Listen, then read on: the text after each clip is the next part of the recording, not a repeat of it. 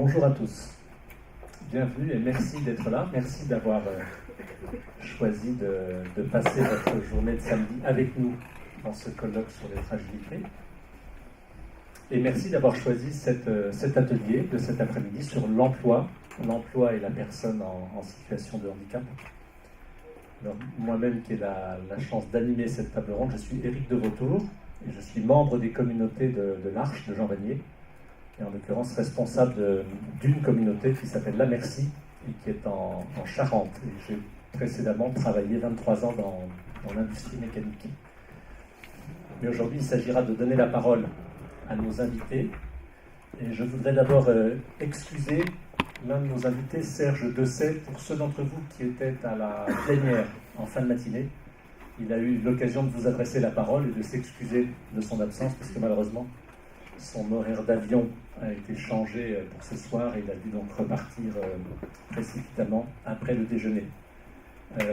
Pour ceux qui s'intéresseront pourtant à l'activité de Serge Dessay, vous trouverez un site internet au travail qui donne les activités du groupement d'entreprises au travail que Serge Dessay a fondé dans le sud-ouest et maintenant même une partie du sud-est.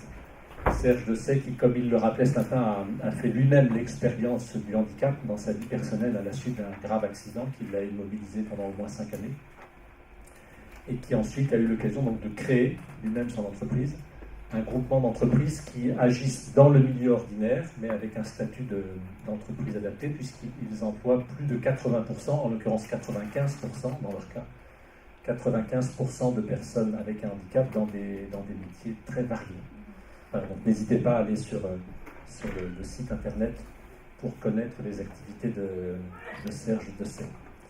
Et pour aujourd'hui, nous allons donc aborder cette question de l'emploi et du handicap. Et vous avez vu que la petite introduction qui vous est proposée dans le livret essaie de nous inviter à trouver les moyens de regarder la question du handicap dans l'entreprise, non pas d'abord comme une question d'obstacles, de difficultés, de non-performance, etc., mais comme au contraire une opportunité de ressources.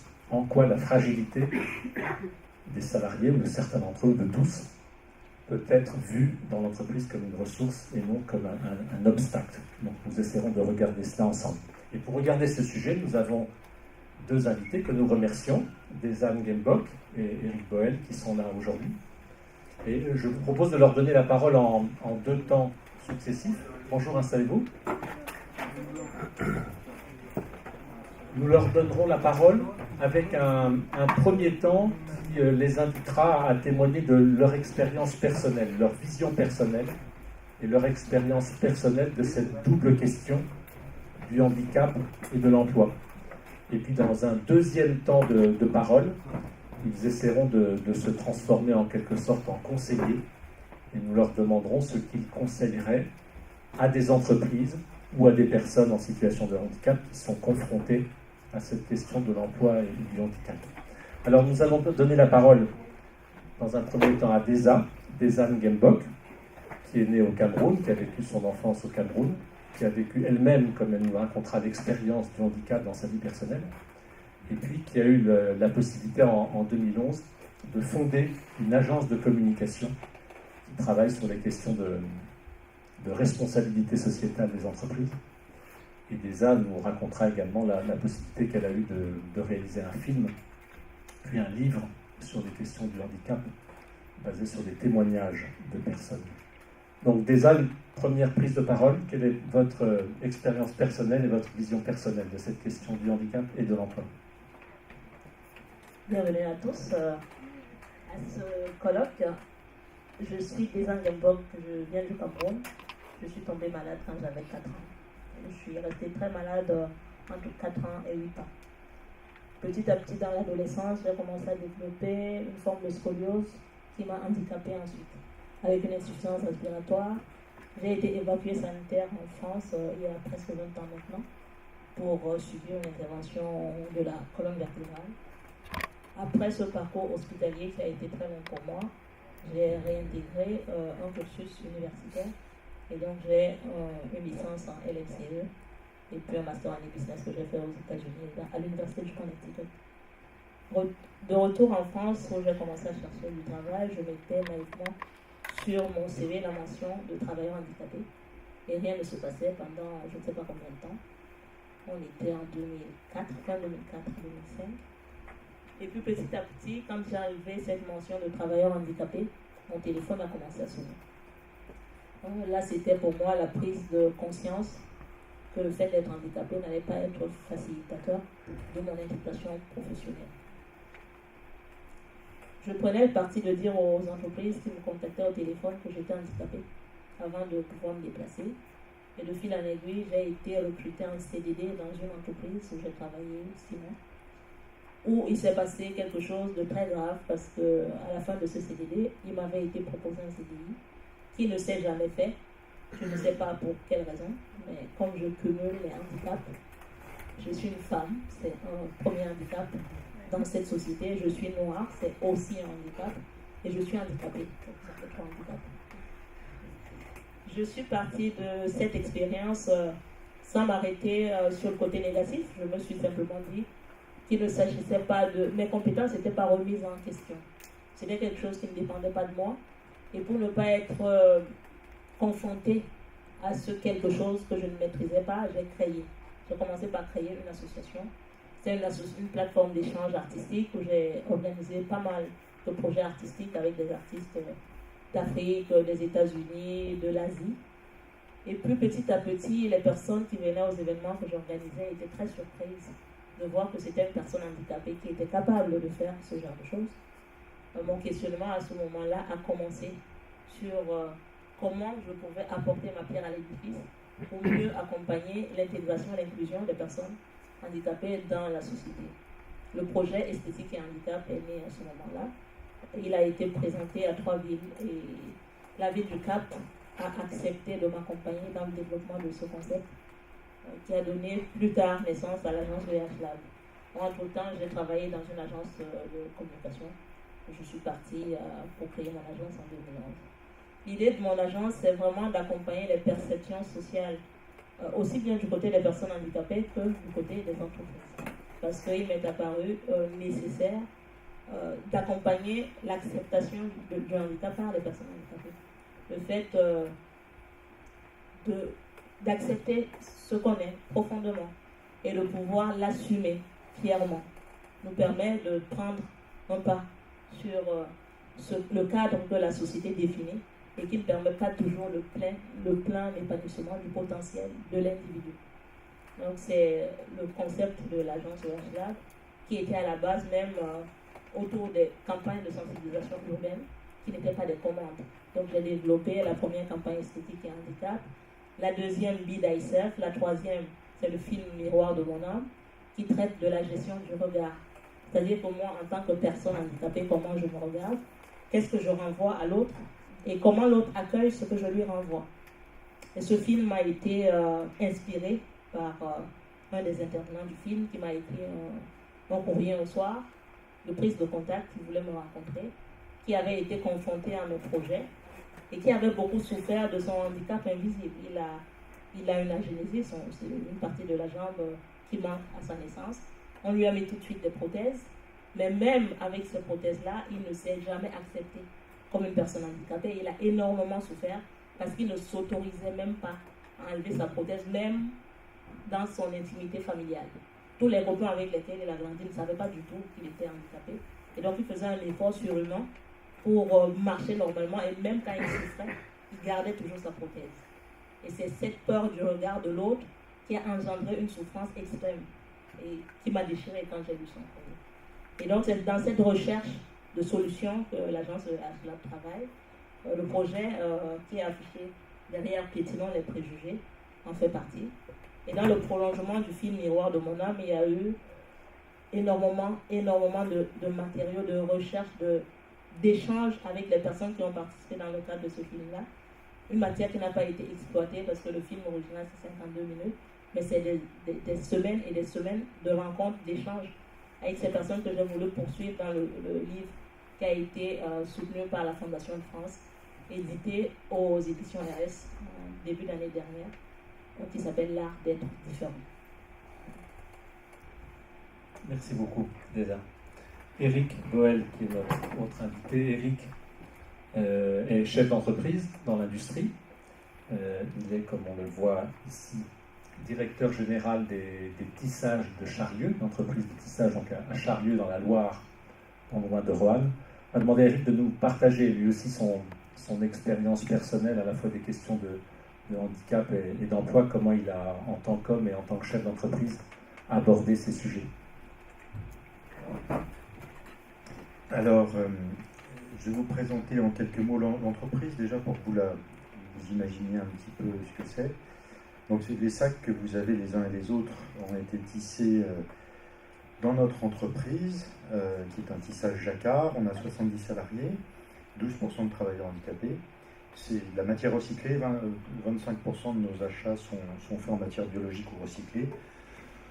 On distribue 25% du résultat avant impôt aux salariés et on a un contrat électricité verte, l'électricité qu'on utilise est une part de l'électricité issue des barrages hydroélectriques de Savoie, avec l'électricité de Savoie. Enfin bref, on est une entreprise engagée dans le développement durable. Et le handicap, donc, et chez nous, il y a 12% de personnes handicapées, mais je dirais c'est quelque chose qui nous paraît, qui nous semble assez naturel. Ça s'est passé sans chercher ni avoir plus de personnes handicapées que les autres, ni moins. C'est le gré des recrutements et des personnes que nous avons rencontrées qui a fait que nous avons une proportion un peu plus importante que la moyenne de personnes handicapées. Par rapport à ça, on a également un mode de management un peu particulier, dit entreprise libérée. Je ne sais pas si certains de vous ont entendu parler de ça. C'est-à-dire que vraiment, fondamentalement, on a la volonté et on se donne cette mission que chacun puisse s'épanouir dans son travail, se réaliser en tant qu'être humain, dans sa dignité et dans ses talents. Et que si tous les ans viennent le matin avec la banane dans l'entreprise, évidemment c'est bon humainement pour chaque personne, mais c'est bon également pour l'entreprise, évidemment, puisque si les gens la pêchent, ils bossent mieux. Y compris pour les personnes handicapées, évidemment, qui ne sont pas traitées d'une manière différente, bien sûr. Donc ce management, ça veut dire quoi finalement? Ça nous conduit à toute la matinée, tout ce qu'on a écouté ce matin résonne vraiment dans ma tête et dans mon cœur par rapport à ce que nous faisons chez nous. Ma conviction est que l'être humain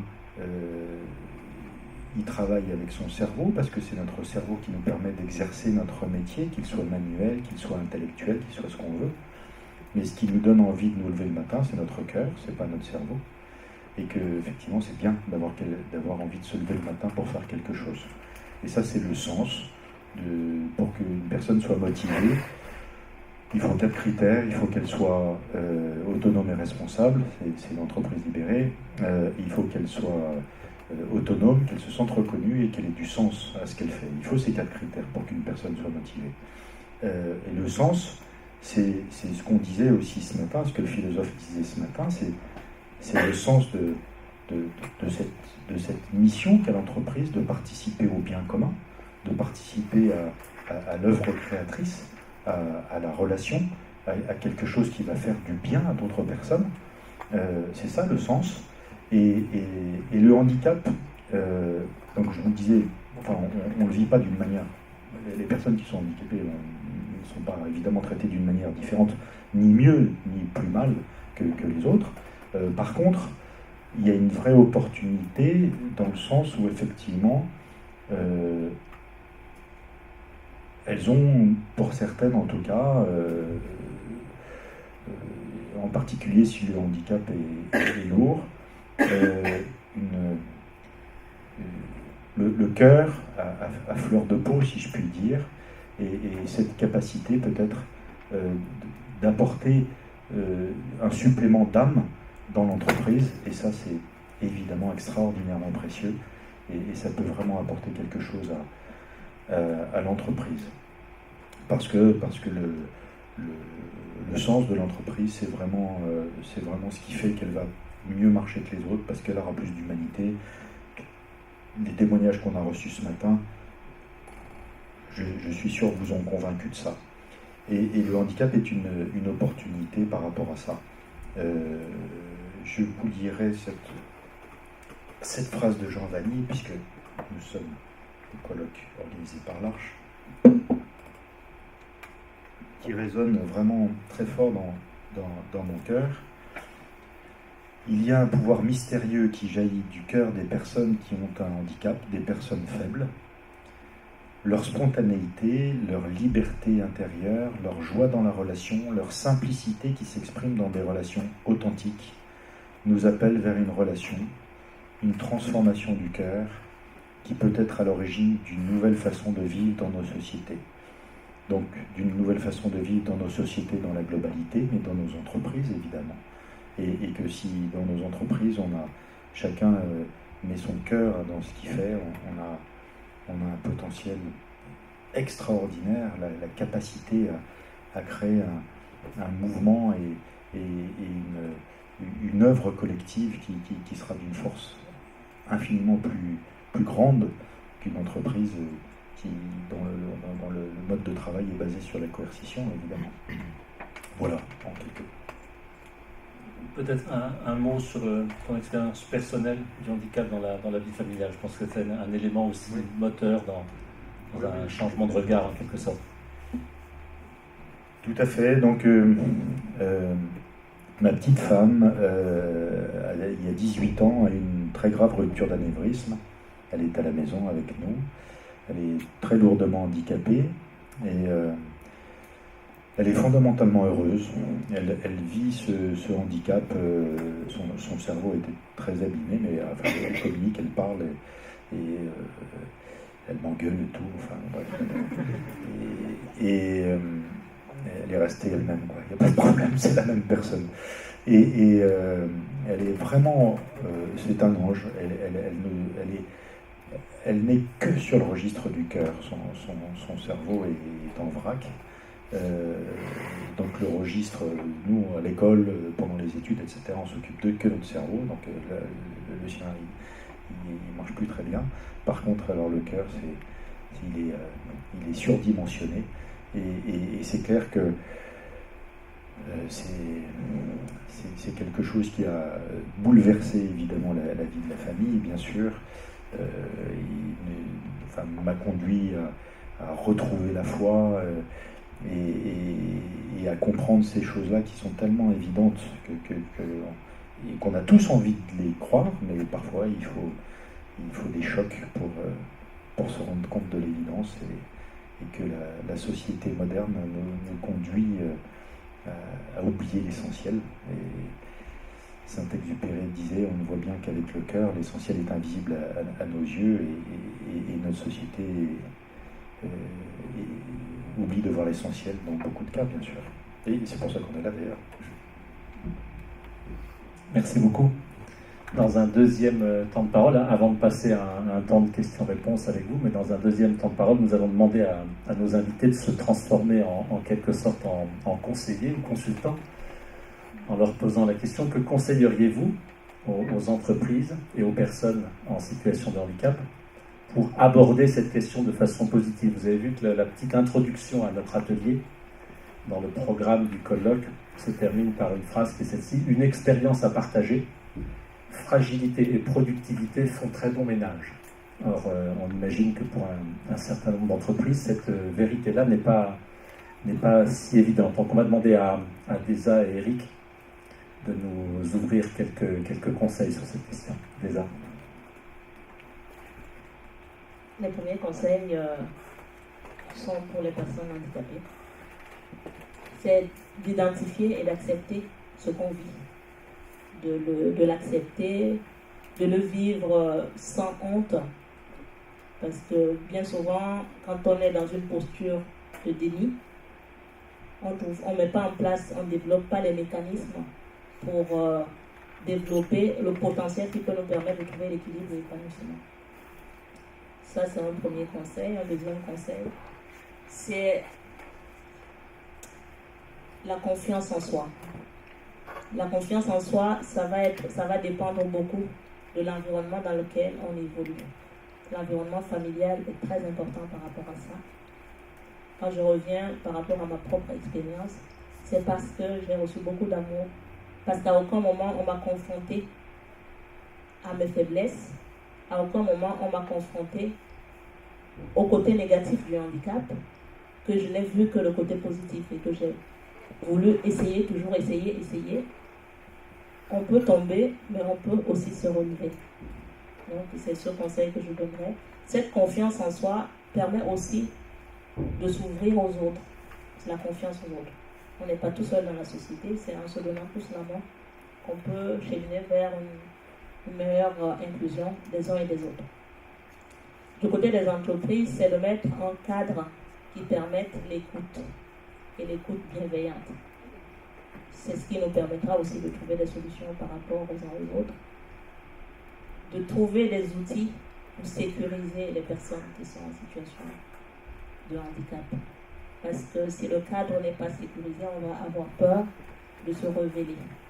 En mettant en place ce cadre sécuritaire, on permettra aux uns aux autres, chacun à son rythme, chacun dans le respect de ce qu'il peut apporter, de trouver l'équilibre. D'arrêter de mettre les gens dans des cases, parce que quand on oppose d'un côté les personnes qui sont en fragilité et de l'autre côté les personnes soi-disant qui sont en capacité, en force, ça crée aussi beaucoup de tension dans l'inconscient. Parce que quelquefois, ces choses-là ne sont même pas exprimées. D'accompagner les personnes qui accompagnent les personnes fragiles. Ça, c'est aussi très important. Parce que les fragilités de l'autre font un effet miroir en nous et ça peut être très difficile de gérer la fragilité de l'autre quand on ne peut pas déjà gérer ses propres fragilités. Il me semble avoir vu dans un article, une interview que vous donniez au journal Le Monde il y a quelques années, que en arrivant en France, vous aviez été surprise par la façon dont le handicap se vivait en France. Est-ce que vous pouvez nous en dire un peu plus dessus? Au Cameroun, j'avais conscience d'avoir été d'abord une enfant malade, ensuite une jeune femme handicapée, et à aucun moment ce n'était problématique dans ma vie. J'avais pleinement conscience de cet état, et j'avais pleinement ma place, que ce soit dans ma famille, dans mon quartier, à l'école, parce que je me souviens que quand j'ai demandé à retourner à l'école, je n'étais même pas en capacité d'être assise toute la journée. Mes parents étaient déjà surpris de ma demande de retourner à l'école. Ils y ont quand même répondu positivement. J'avais une personne qui m'accompagnait et qui restait dans la classe le temps que je pouvais rester à l'école et il me ramenait quand j'étais fatiguée. Et très vite, j'ai demandé à cette personne de ne plus rester dans la classe parce que j'étais la seule enfant qui avait un accompagnateur. C'est les autres camarades qui me portaient au dos et qui me ramenaient à la maison quand j'étais fatiguée. Voilà. En France, je n'ai pas trouvé ce cadre. Quand j'ai repris les études à la Sorbonne, à l'époque j'étais en fauteuil roulant et le premier jour, je me suis rendu compte en fait qu'il n'y avait pas d'ascenseur où on m'avait affecté. Parce que je n'avais pas conscience qu'il fallait dire que j'étais en fauteuil roulant. Pour moi, il y a toujours un plan B, un plan C, un plan E. Que là, j'étais confrontée au plan A qui ne marchait pas et il n'y avait personne pour m'aider. Voilà. Merci beaucoup.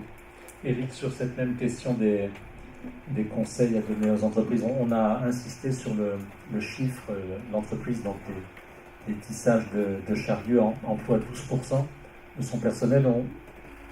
L'importance du chiffre, il est dans le fait que, vous savez que pour beaucoup d'entreprises, apparaît comme un objectif inatteignable d'être à 6%.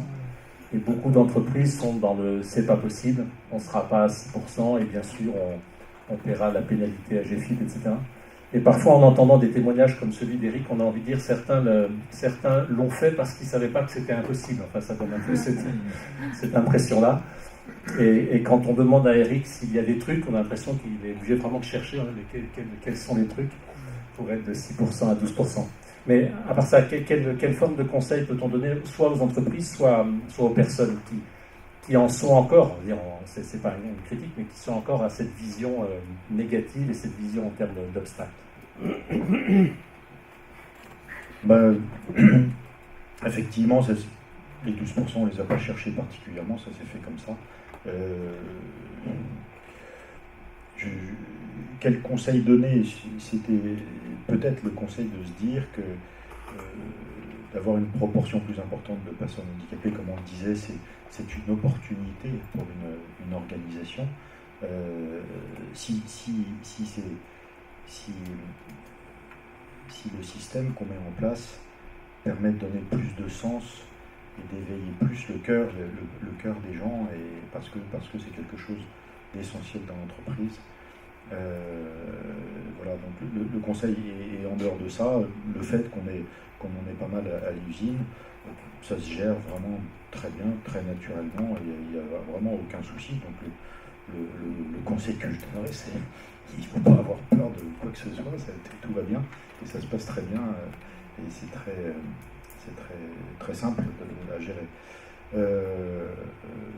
Et je me disais peut-être que, contrairement à la première fois, on pourrait peut-être laisser plus de temps aux questions, peut-être, parce que ça permettra d'être peut-être plus interactif. Je ne sais pas ce que tu en penses. Peut-être juste un exemple d'une personne dans votre entreprise qui a un handicap mental et qui a trouvé sa place dans le travail. Oui, donc il y a la personne qui a le handicap plus lourd, s'appelle Titou, il a 35 ans, il s'occupe du nettoyage des métiers à tisser, d'enlever les lisières qui sont sur les côtés, qui sont du tissu, des rouleaux de tissu, d'évacuer les cônes sur lesquels il y a les fils, les cartons qui contenaient les fils, etc. Donc c'est un boulot absolument essentiel. S'il n'y a pas ça dans l'entreprise s'arrête, elle est bloquée. S'il ne le faisait pas, une autre personne évidemment le ferait. Il est aussi important que tous les postes de l'entreprise, et il le conduit de manière tout à fait autonome. Et c'est son job, sa responsabilité. L'entreprise est exigeante avec lui au même titre que les autres personnes, parce que son autonomie et cette fonction qui est importante pour l'entreprise, il la tient, il doit la tenir avec constance et responsabilité, ce qu'il fait d'ailleurs. Voilà. Merci beaucoup, merci à Lisa et Eric. On peut passer à un temps de questions et réponses si vous avez des questions à poser à nos intervenants. Oui. Vous parlez, madame, de la confiance en soi qui est prédominante pour faire accepter le handicap. Quand il n'y a pas eu d'amour dans l'enfance, comment on reconstruit les personnes, comment on leur apprend? Vous trouvez ce que vous dites qui est important? Est-ce que c'est justement parce que vous le faites à travers l'esthétique? Est-ce que ça permet, comment ça va permettre de donner confiance à la personne? Alors, il faut dire que l'être humain a un potentiel énorme et qu'on l'exploite très très peu. Ça, c'est la première chose que je dirais. La deuxième chose, c'est vraiment aussi dans la rencontre que ça peut se faire. Si ça ne s'est pas fait dans le cadre familial, quelquefois, il y a des rencontres qui s'ouvrent. Et ces rencontres-là, ça peut être de l'ordre amical, ça peut être de l'ordre professionnel, ça peut être de l'ordre amoureux. Après, il y a aussi des accompagnements aujourd'hui qui sont mis en place. Par exemple, le projet esthétique et handicap, justement, quand j'ai commencé à faire ce projet-là, c'est très difficile de trouver des personnes qui acceptaient d'intégrer ce concept. De fil en aiguille, j'ai trouvé une personne qui, au début, ne pensait pas elle-même faire ce projet-là, mais qui pensait m'ouvrir à d'autres personnes qui, potentiellement, pouvaient être intéressées. J'ai fait plusieurs associations pendant presque 1 an pour trouver 4 personnes qui acceptaient de travailler sur leur image. Et à la fin, j'ai demandé à Marie, qui était d'ailleurs la première personne que j'avais rencontrée et qui ne pensait pas que ce projet était fait pour elle. Je lui ai dit, écoute, on n'a pas suffisamment de personnes. On a le soutien de la ville du Cap en Afrique du Sud pour cette exposition et j'ai vraiment besoin que tu y participes. Donc en l'accompagnant avec des mots, avec beaucoup de temps de parole, elle a accepté de faire ce travail-là. Et quand elle a fait ce travail-là, c'est elle qui m'a revenu ensuite qu'elle avait envie de poursuivre. Donc voilà. Aujourd'hui, on peut, si on va sur Internet, taper handicap, esthétique, image, on va trouver énormément de choses qui sont faites simplement parce qu'il y a eu l'esthétique et handicap. Aujourd'hui, il y a beaucoup de concepts autour de Mr. Andy, Miss Andy, les personnes aujourd'hui qui se réclament de belles personnes et qui ont envie de prendre leur place dans l'univers esthétique également. Voilà. Merci. Oui, c'est ça. Oui, une question pour vous. Vous dites, bon, j'emploie 12% de personnes handicapées. Ma question est plutôt, dans le titre, vous avez parlé surtout de mode de management et de l'entreprise libérée. Est-ce que, donc vous êtes pétri vous-même, un chef d'entreprise qui, par sa vie personnelle, serait sensibilisé, aurait lancé une telle démarche de management, est-ce qu'il pourrait le faire? Est-ce que finalement la condition de la réussite passe par le fait qu'il y ait des personnes et porteurs de handicap dans l'entreprise? C'est-à-dire, s'il n'y avait personne, aucune personne handicapée, est-ce que vous pourriez conduire ce projet? Oui, bien sûr. Les ressorts de l'être humain sont universels, handicap ou pas, il n'y a pas de différence. L'homme avance dans la confiance et le plaisir, et pas dans la défiance et le contrôle. Notre système, notre éducation,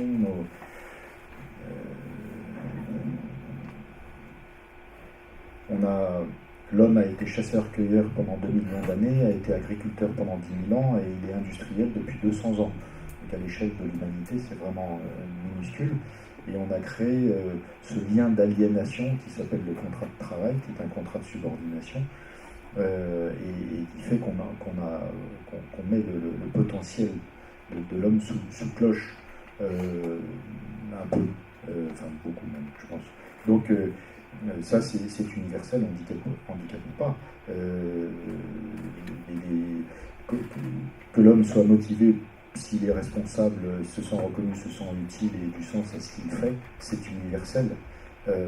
Le handicap a la faculté, à mon avis, de parler au registre du cœur et à fracturer un peu ce système de cette société qui a cette cuirasse où les gens ont peur. Peut-être que la personne qui a le handicap, justement, enfin si, on en a parlé ce matin, cette fragilité, finalement, nous donne accès à l'autre plus facilement. C'est bien ça, finalement, l'idée. Donc cette vertu-là, je pense que ce handicap, on peut l'avoir aussi, évidemment. Il n'y a pas de souci. C'est sûr que mon expérience personnelle m'a conduit à faire ça, mais il y a plein d'expériences d'entreprise où, évidemment, les chefs d'entreprise n'ont pas vécu ce problème-là et ont des managements tout à fait innovants, tout à fait éclairés, etc. C'est un système universel de faire appel au fait que l'homme il a envie de confiance, il a envie d'exprimer ses talents, que les conditions de réussite de l'entreprise sont basées là-dessus. Je pense que ça va venir, enfin, ça vient déjà un peu et ça va venir de plus en plus.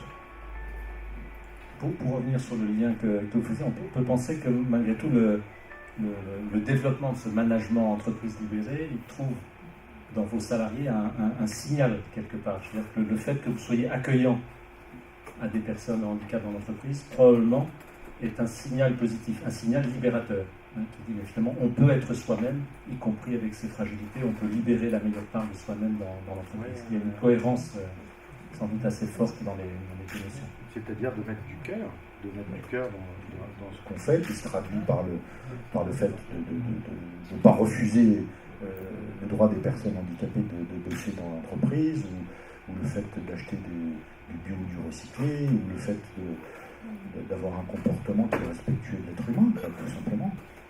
Et toujours dans cette peur, évidemment, qu'ont beaucoup de chefs d'entreprise, de se dire la pérennité de l'entreprise passe avant toute chose, et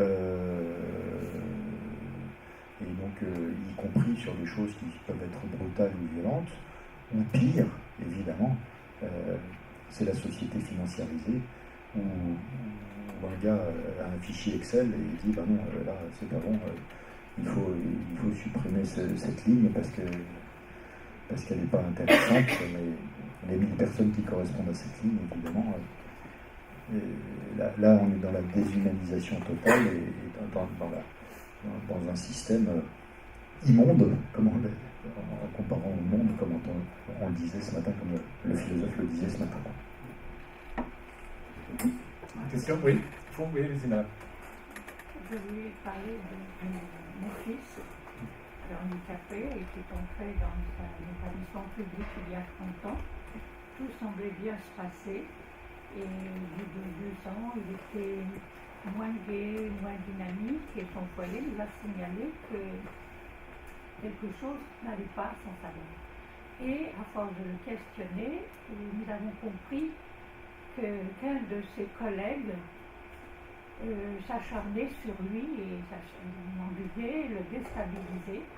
Nous avons donc demandé d'être reçus, et les éducateurs aussi.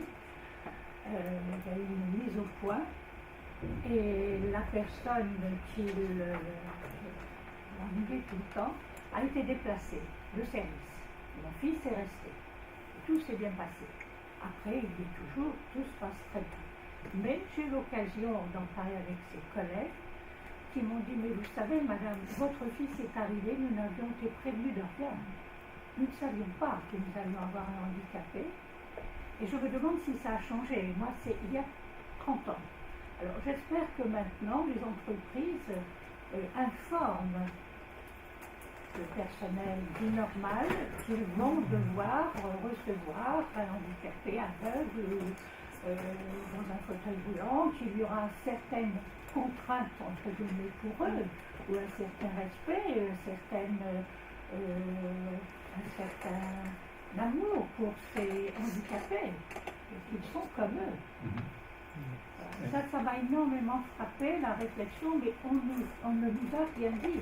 Je pense que votre question montre, et on le voit dans un certain nombre d'entreprises qui réussissent sur ce terrain-là, que ça ne peut pas simplement être une affaire du management d'en haut qui plaque des décisions d'embauche, mais que c'est l'ensemble de l'entreprise qui doit être impliqué. Et en effet, des personnes, des services avertis et engagés dans le jeu peuvent à ce moment-là contribuer et participer. Oui, une autre question dans le même sens? Sur cette question-là, c'est très délicat, puisque c'est la personne qui est en situation de handicap qui a la liberté d'informer ou pas.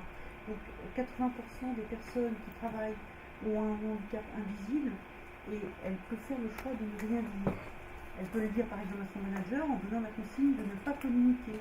Alors ça peut poser des petits problèmes parce que imaginons que cette personne ait un aménagement de travail. Et si elle ne veut pas communiquer sur son handicap, on ne pourra rien dire. Ah non, voilà, vous voyez, c'est vraiment... Ça ne correspond pas forcément au même cas, mais il y a cette situation. Les uns souhaitaient apporter un élément de réponse. J'allais dire que c'est le travail que je fais auprès des entreprises, justement. Ça se fait en concertation avec la personne handicapée, si elle souhaite parler de son handicap ou pas. Mais aussi, le travail que je fais auprès des personnes handicapées, c'est vraiment de les mettre en confiance et de leur dire qu'il est nécessaire que l'équipe avec laquelle ils travaillent soit au courant de leur singularité. Parce qu'on pourra mieux savoir de quoi on peut attendre de la personne et ce qu'on ne peut pas lui demander. Mais ce n'est pas toujours très simple parce que les uns et les autres n'acceptent pas forcément leur handicap aisément. Moi j'ai un contre-exemple dans un établissement dont je ne citerai pas le nom, mais qui est connu de tout le monde, sur la place de Paris. Et là par contre les handicapés sont étiquetés. Et c'est vrai que certains sont très bien intégrés, et c'est un peu dommage. Ils sont dans la vie ordinaire, très bien intégrés, mais paraît-il qu'ils ont un badge qui fait qu'on les reconnaît en tant qu'handicapés. Je connais un garçon, et je trouve ça très gênant, alors que quand vous regardez, c'est un très beau jeune homme, enfin, qui extérieurement ne présente aucun signe handicap. Et donc voilà, donc il y a un petit peu de... Ça pose la question de savoir c'est quoi un handicap. Ouais, c'est ça. Qu'est-ce que c'est le handicap? Oui. Moi, c'est ni un commentaire mais une question, mais je viens de travailler sur un service qui s'appelle le service emploi accompagné, qui accompagne en fait les personnes en situation de handicap parce qu'ils ont la déficience mentale, cérébro-lésée et donc les handicaps invisibles, plutôt parce qu'on a un cerveau différent, à un travail en entreprise avec un contrat en milieu ordinaire. Et c'est vraiment adressé à une tranche de la population qui n'a pas sa place en ESAT parce que trop. ni en mise à disposition des actes parce que ça ne correspond pas, mais vraiment qu'à sa place dans le milieu ordinaire, mais qui a besoin d'un accompagnement pour l'intégration, autant pour l'employeur et les équipes qui accueillent, que la personne en situation de handicap, pour accueillir aussi un milieu ordinaire qui va être plus contraignant et moins contraignant qu'un ESAT. J'en fais la pub parce que c'est pas très connu et que l'article 24 bis de la loi El Khomri, donc ça tend à exister. Alors, l'État, ce qui l'intéresse, c'est d'avoir moins de notifications, moins de places ESAT. Mais moi, personnellement, j'ai beaucoup travaillé dessus parce que je trouve qu'il y a un enjeu sociétal qui est plus qu'intéressant. C'est-à-dire, l'handicap n'a pas à avoir des institutions publiques pour travailler. Oui, être accompagné vers le milieu ordinaire. Il y avait d'autres questions aussi en fond de la salle. Oui, par rapport à ce que vous évoquiez sur le regard, l'accueil des personnes, handicapées ou pas, parce que finalement, ce qui compte, c'est l'intégrité de la personne et sa prise en compte globale. Au vu de vos expériences, quelles pistes d'amélioration vous considérez intéressantes à développer et à promouvoir, sachant que pour moi il y a aussi une donnée à prendre en compte, c'est est-ce qu'on parle d'une PME, est-ce qu'on parle d'une entreprise familiale, est-ce qu'on parle d'un grand groupe, est-ce qu'on parle d'une société cotée en bourse ou pas. Pourquoi? Parce qu'on se rend compte que les organisations ne sont pas les mêmes et que bizarrement dans les grandes structures et celles qui génèrent, ou en tout cas qui ont accès à un certain nombre de capitaux, sont peut-être celles qui sont les moins flexibles et les moins capables d'accueillir, alors que on pourrait dire que matériellement, elles ont les moyens de plus qu'ailleurs. Voilà. Avez-vous l'un et l'autre peut-être l'expérience de groupes de taille différentes qui ont des attitudes par rapport à ce point? Je pense que ce n'est vraiment pas une question de la structure, c'est une question de la personne. Parce que je travaille avec Orange, je travaille avec Malakoff Médéric, je travaille avec Nokia, je travaillais pour les Galeries Lafayette. Et dans ces entreprises, ils ont tous une mission handicap. Mais la question n'est pas gérée d'une entreprise à une autre, pas par rapport à la structure de l'entreprise, mais par rapport à la personne qui peut plus ou moins être sensible à la question et qui peut plus ou moins avoir une certaine influence. Parce que quelquefois, on va trouver des personnes qui sont à des postes et qui n'ont aucun pouvoir décisionnaire pour porter des projets. Et on va trouver d'autres personnes qui vont être très très décisionnaires sur ces sujets-là. Donc, finalement, les projets qu'on apporte, quelquefois, ils sont très bien perçus par les collaborateurs, alors qu'au départ, la personne qui devait décider du projet avait une peur incroyable d'amener ces sujets-là. Donc, ces contraintes-là ne sont pas liées aux organisations, mais aux personnes. Quand on parle de changement de regard, en effet, alors les grands groupes, d'exemple et l'expression de mission handicap, je crois que Séverin Cabal, ce matin, directeur général de la Société Générale, parlait de la mission handicap. Et on a eu une expérience récente à la Merci, où la Société Générale, donc dans son organisation régionale, a envoyé à la Merci 120 cadres commerciaux de la région qui sont venus dans l'Arche La Merci vivre à la fois une réunion de travail entre eux et puis une rencontre avec les personnes. Et les responsables de cet après-midi solidaire, je ne sais pas comment ils l'appellent dans leur vocabulaire, nous ont dit après coup que quand ils ont annoncé l'initiative à leurs salariés, ils ont ressenti au départ beaucoup de réticence. Et qu'après, beaucoup de personnes ont exprimé un avis positif. C'est-à-dire que oser, comme on dit dans l'Arche, oser la rencontre est réellement un enjeu très fort. Et arriver à franchir ce premier pas de la rencontre avec le handicap, vaincre ses peurs, génère ensuite toute une dynamique. C'est là où on voit aussi que, je pense pour les tissages de Charlieu comme ailleurs, ça ne peut pas juste être une affaire de la vision d'un patron. Ça peut partir de là comme impulsion indispensable, mais ensuite il faut absolument que ça irrigue l'ensemble de l'entreprise.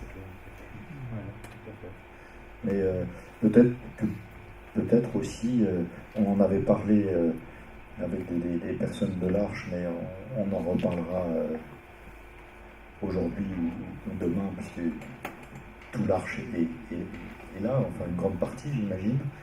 Pourquoi pas imaginer de vous organiser, je crois, au sein de l'Arche, des formations pour que les relations interpersonnelles et que chacun à l'intérieur des maisons des communautés puisse sentir ce qu'il peut apporter à l'autre, est-ce que on ne pourrait pas imaginer des formations où les entreprises viennent se former à l'Arche, voient comment ça se passe, ressentent effectivement la vie de ces communautés et que ça leur l'ouverture du cœur, le percement de la cuirasse dont on parlait ce matin, c'est pas si simple.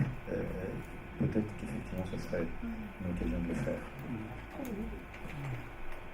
On va prendre une dernière question, après on va devoir vous libérer puisque pour respecter le programme. Allez-y, Nana. Je vais simplement dire ce qu'on a fait l'expérience d'Angoisse, de faire en sorte que le maximum de personnes pourraient être embauchées dans différentes entreprises.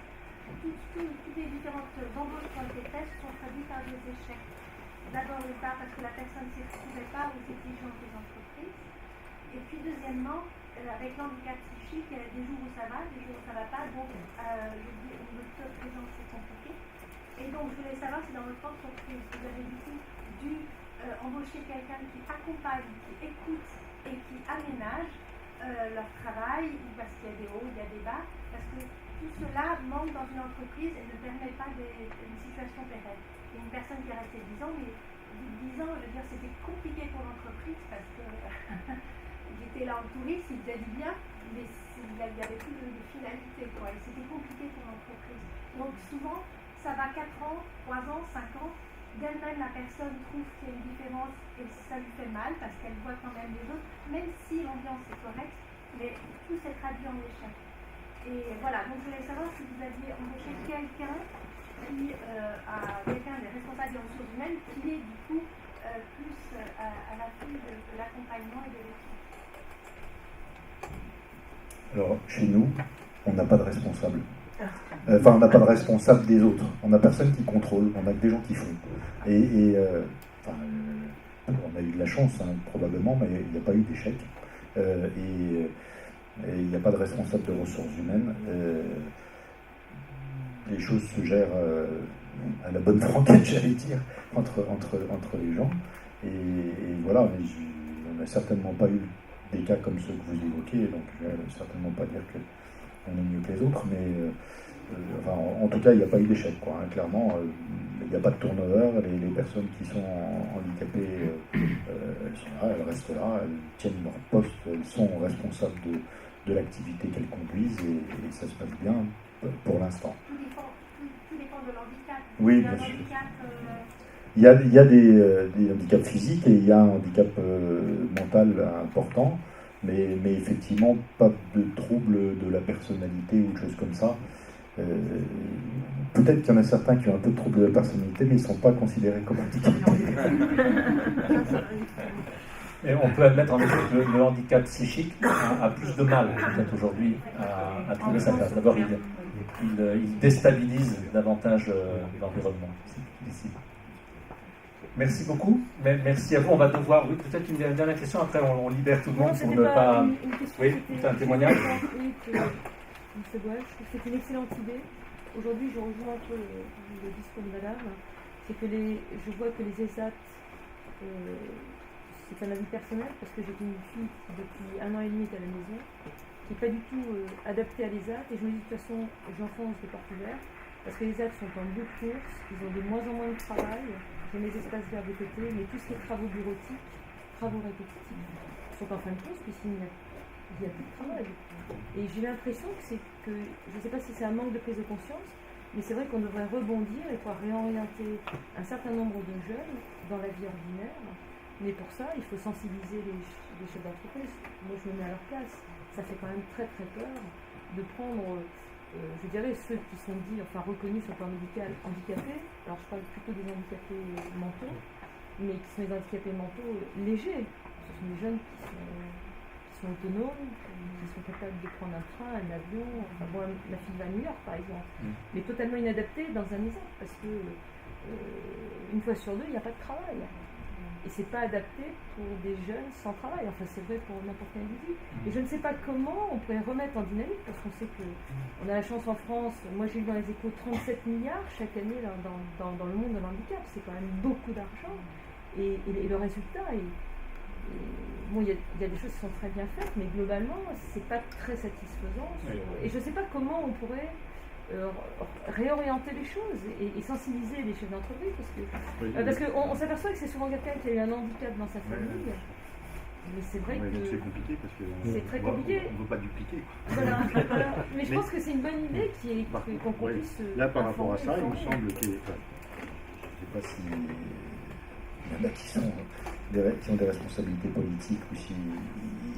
Il me semble qu'en France, on parlait d'entreprise libérée, mais on est dans un système administratif qui est d'une lourdeur épouvantable et qui est basé sur la coercition. Si on avait dit ceux qui ont 6% qui n'atteignent pas 6% de travailleurs handicapés, boum, ils sont taxés. Si on était parti dans l'autre sens en disant la personne a 20% de handicap, c'est 20% de charge en moins. Si c'est 40%, c'est 40%, etc. On serait dans un système incitatif qui rejoint le système économique qui est quand même de toute façon incontournable. Et bref, je pense que ça marcherait mieux, mais c'est... Il y a une vision positive aussi de l'handicap. Exactement. Merci à vous.